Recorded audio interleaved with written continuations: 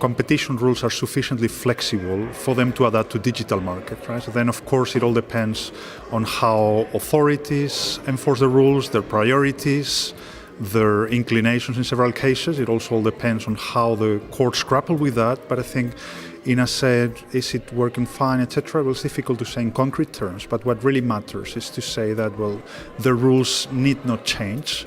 And I think even if there are mistakes made along the way in this particular context, I think it is part of the essence of competition law. So the mistakes have been made in the past, and incrementally the law has evolved, right? Then I don't see, to put it shortly, I don't see any need for any fundamental change in that respect. So the multi-sided markets are to remind us, well, things are sometimes much more complex.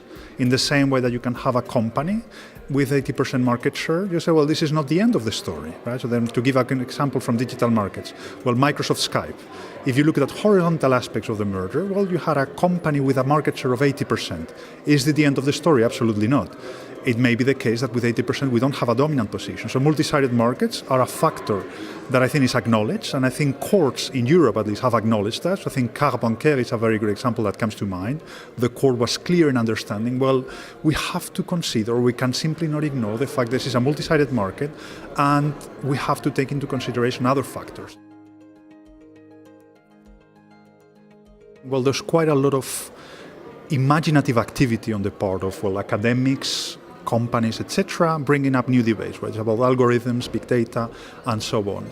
So then I think it's too soon to tell whether these debates will actually lead to something new. But I don't think there's anything negative in bringing debates up on the table, and I think trying to test theories of harm, etc. So the good thing about competition law is that, well, it depends on what happens in the context of a particular case, and it grows incrementally when the rules are applied to a particular context. So we'll have to wait and see for that one, I think.